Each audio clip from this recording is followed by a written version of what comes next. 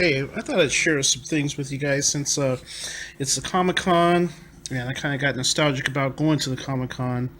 Now that it's in San Diego, as you guys know, and I'm from San Diego, California.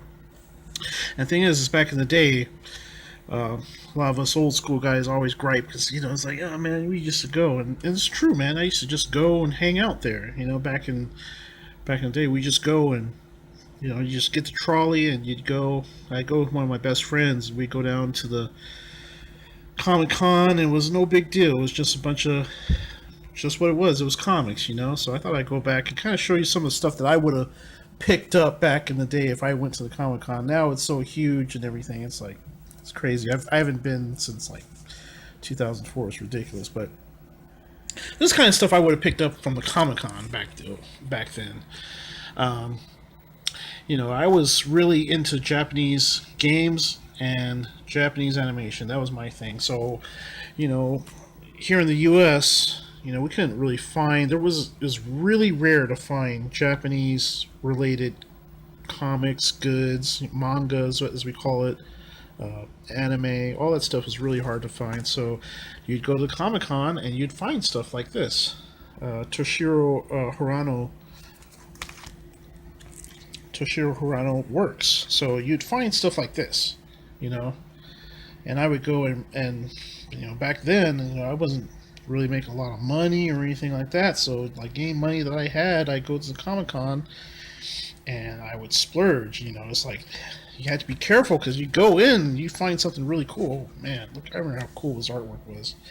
If you're fans of like Ixer or Dengayo or Megazone. This guy was awesome. He had awesome artwork,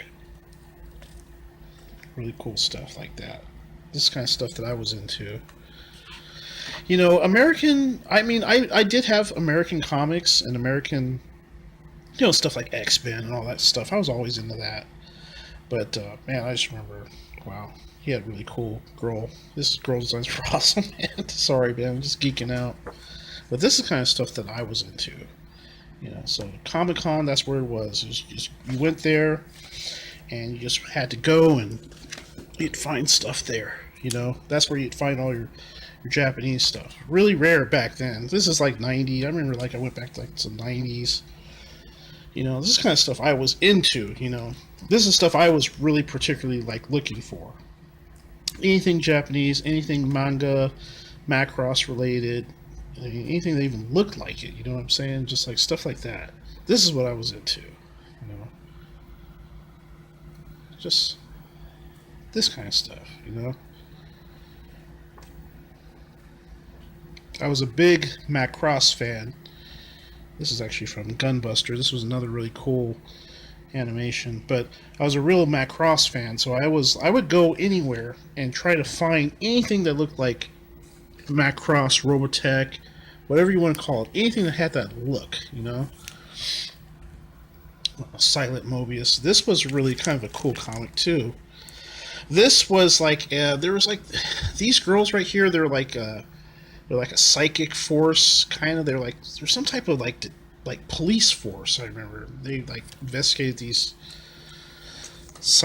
like psychic like phenomenon stuff like that. Here's Area 88 now. This is the kind of stuff I would go crazy over. This is number one right here.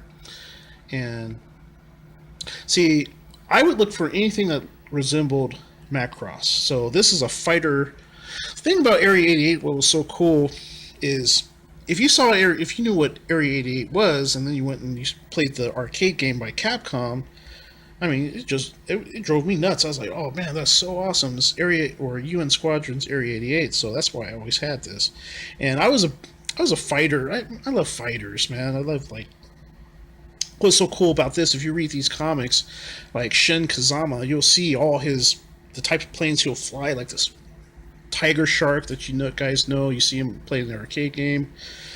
The Crusader, F8E Crusader. He even like flies a Saab Gripen, I remember in this. So you see a lot of different stuff. Get to see the evolution of the characters, stuff like that. So Area 8 was classic, of course. Let's see what we got here. This was an interesting one too. This was weird because this was called Ragnarok Guy, and the reason why I bought Ragnarok Guy back in the day is because it's kind of like a rare comic. It's like I forget what it was really about, but it's like this kind of futuristic soldier type of dude. I just remember I was like, man, he kind of looks like Rick Hunter or Hikaru from Macross. So I was like, I was gonna buy that. It's a pretty cool comic. Now this one is for you old school guys here. This is Go-Go 13. Now this is the original. I think this is #1 right here. And this actually, you can get this. You would have got this if you had did something. It was some type of promotion with Nintendo Power because Go-Go 13 it came out on the NES, and so they had this game. And who knew about Go-Go 13 back then? But I did. Badass comic, really adult, mature comic.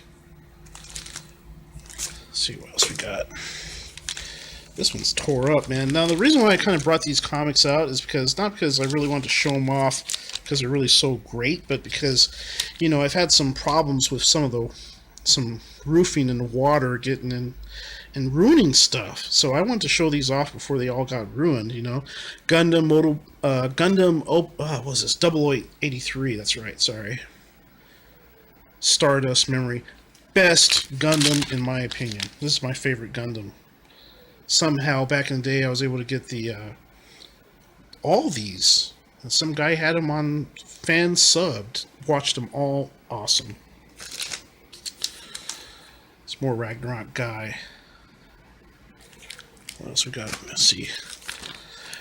Hirobi. This is a weird comic. This is done by Viz. I had a friend of mine who gave me this because he's like, he knew I was into Japanese comics, gave me that. So I forgot what the storyline was about that, but I just remember the artwork was cool. More Area 88. This is the kind of stuff I'd have in my room. I'd have it tacked up on the wall right in front of my gaming TV and all that. So that was pretty cool. Another picture of Shin Kazama right here. Kind of really sad looking. Because the guy got railroaded. His story, he got railroaded into a mercenary Air Force. So, the only thing he wanted to do was just get back to Japan. That was pretty much his storyline. It's cool. Man, I love the Area 88 was awesome. I had that up on my wall too back in the day. Here's Venus Wars. This is one that actually I think I talked about it in another video. I have the VHS cassettes, but this is Venus Wars the comic. Now Viz, they localized, was it Viz Dark Horse? I think it was Dark Horse, if you guys remember that. These guys did a lot of localization for Japanese comics. Really cool. This is Macross 2. Macross 2, this is the comic adaptation of the